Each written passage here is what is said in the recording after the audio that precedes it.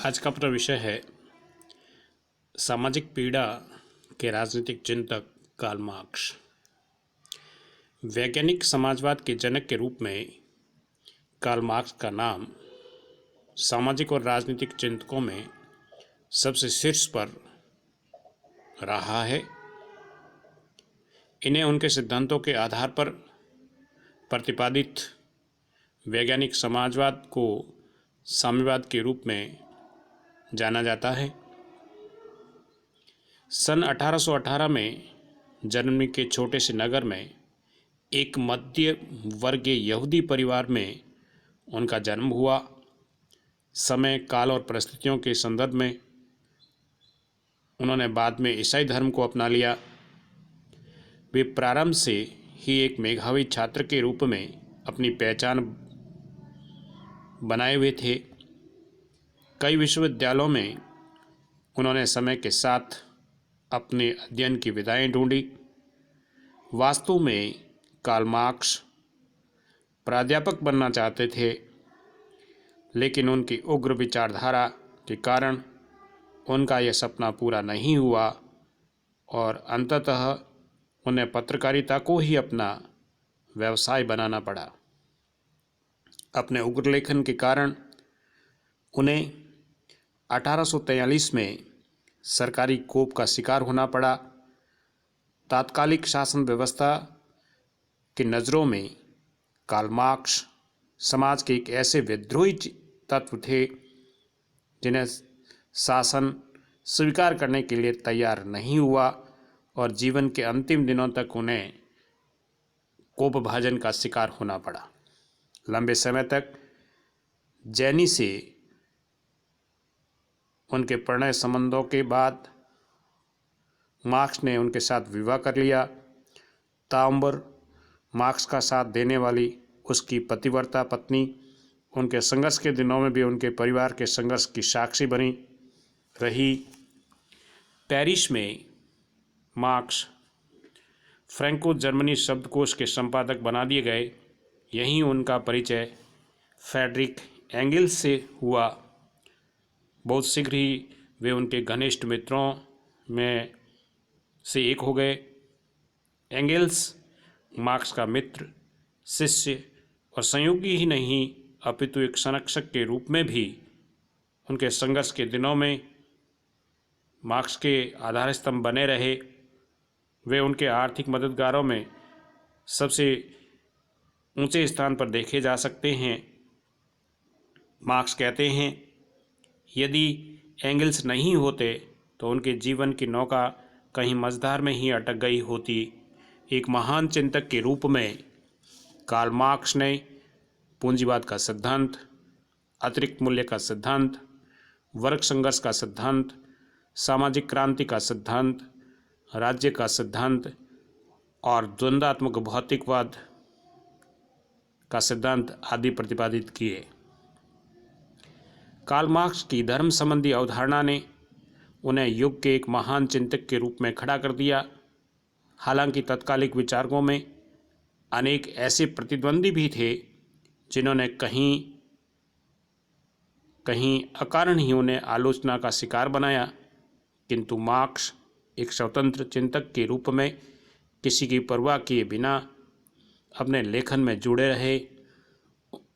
उनकी वैचारिक सोच ने उन्हें तात्कालिक समाज का एक ऐसा पुरोधा बना दिया जो पीढ़ियों तक सदै हुई स्मरण किए जाते रहेंगे।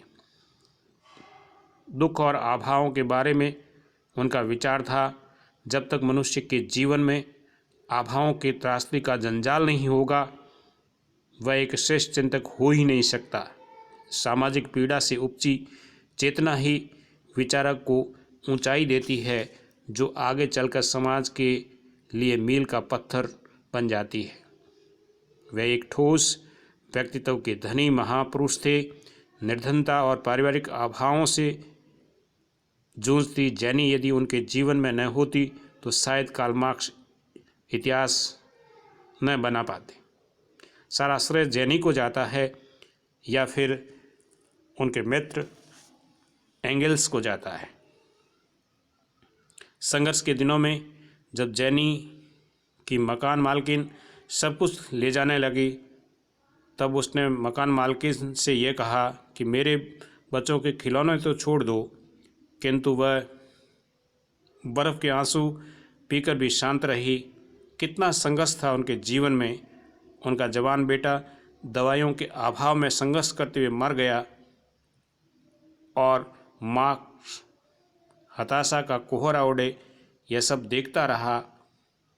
इससे भी खतरनाक एक ऐसा वक्त भी था जब उनकी 1.5 वर्ष की पुत्री दवाइयों के अभाव में मर गई।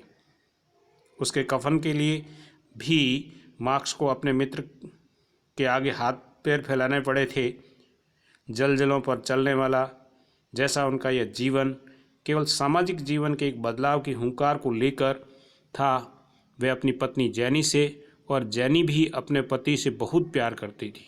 एक जगह जैनी ने लिखा था, मुझे इस बात का फ़ख्र है कि मैं उनके साथ जीती हूँ। वे एक महान चिंतक की नहीं अपितु समाज का मसीहा भी है।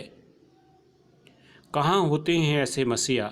अगर मुझे 1000 जन्म भी ऐसे अभावग्रस्त मसीहाओं के साथ मिल जाए तो मैं उसे स्वीकार करूँगी। जैनी की इस तपस्या के कारण ही मार्क्स का ध्यान हमेशा ही जैनी की ओर बना रहा था। जैनी के दुख होने पर मार्क्स उन्हें समाज और संसार की यथार्थवादिता से दर्शन का एक ऐसा वैचारिक चिंतन देते कि जैनी अवाक रहकर उन्हें देखती रहती थी। विश्व के इतिहास में ऐसे कितने सामाजिक चिंतक हुए हैं जो देश और समाज के लिए चिंतन की रसधारा प्रभावित कर निरंतर लेखन को अपना संसार बनाकर अपनी दुनिया में खोए रहे हों। दुख, पीड़ा और यातना उनके इस सफ़र के अंततः बीमारियों ने भी उन्हें कहाँ छोड़ा। समय से पहले उनका यूँ इस तरह चले जाना भले ही उस समय के ज़माने के लिए एक सुकून की बात रही होगी, लेकिन आज जब हम मार्क्स की पीड़ा और उसके जीवन दर्शन की प्रस्तुतियों को देखते हैं तब लगता है कि वास्तव में मार्क्स उस समय का एक ऐसा युग पुरुष था जो राग द्वेष से दूर परमहंस की स्थिति में जी गया। समाजशास्त्री डॉक्टर इंद्रदेव ने कार्ल मार्क्स के बारे में लिखा है कि कार्ल मार्क्स एक ऐसा युग पुरुष था जो दुनिया को यह दिखाता है कि बिना संघर्ष के जीवन में शाश्वत दृष्टि का सैलाब नहीं देखा जा सकता। उन्होंने ये भी कहा कि उनके जीवन में एक ईमानदार पत्नी जैनी नहीं होती तो शायद कार्ल मार्क्स की इतनी ऊंचाइयों तक नहीं पहुंचते। इसकी वजह यह डूबती हुई नाव को यदि कहीं थोड़ा भी संबल मिल जाए तो उसे बचाया जा सकता है, और यही काम जैनी ने किया था। जैनी के बारे में कहा जाता है कि जब भी मार्क्स हताश होते हैं वे मुस्कुराकर उन्हें अन्य विचारों में लगाकर उसका ध्यान बटाती थी। कार्ल मार्क्स के बारे में राजनीति विज्ञान के विद्वान डॉक्टर नागपाल ने अपने एक वक्तव्य में कहा था कि कार्ल मार्क्स जैसे महापुरुष और चिंतक सदियों के बाद जन्म लेते हैं। वे अपने अवधान से विश्व को न केवल निहाल करते हैं अपितु जन जन के पाथे बनकर भी उभरते हैं। कार्ल मार्क्स के लिए कहा जाता है कि अपने युग की घृणा और प्रताड़ना मार्क्स को मिली। निरंकुश और गणतंत्री दोनों तरह की सरकारों ने उन्हें अपनी भूमि से निर्वासित किया। उच्च वर्ग, अनुदार वर्ग और उग्र जनतंत्रवादी सभी उनके विरुद्ध जहर उगलने की प्रतिष्ठा में लगे रहे। उसने इन सब को मकड़ी के जालों की तरह झाड़ पोंछ कर साफ कर दिया। उनकी उपेक्षाओं और उन्हीं उत्तर तभी दिया जब जरूरी हो गया, जब वे मरा। करोड़ों क्रांतिकारी श्रमिकों ने अपना प्रेम, सम्मान, संवेदना सब कुछ उन पर लुटाया। साइबेरिया की खानों से लेकर कैलिफोर्निया के तट तक सभी उनके मातम में दुखी हुए। उनके सैद्धांतिक प्रतिद्वंदी अनेक हुए, लेकिन व्यक्तिगत शत्रु शायद ही कोई था। उनका नाम और काम सदियों तक अमर रहेगा। उनके अनेक भक्त, समर्थक, प्रशंसक और उनके प्यार करने वाले आए दिन उनकी समाधि पर पहुंचकर उदास होते हैं, मन में ये विचार लाते हुए कि पता नहीं दुख और पीड़ा का घना कोहरा पीकर भी ये व्यक्ति जो विचार दे गया वे वास्तव में युगों तक साम्यवादियों के लिए मील का पत्थर बने रहेंगे। दिन रात उनकी समाधि की सेवा में लगे हुए एक शिष्य ने उस समय एक ऐसे व्यक्ति को रोक दिया जो उनकी समाधि से लिपट कर बिलख रहा था। उसने कहा, अरे ये क्या कर रहे हो आप? मेरा मार्क्स दुनिया की जंजालों से मुक्त होकर अभी अभी तो सोया है, इसे सोने दो, वह जाग जाएगा।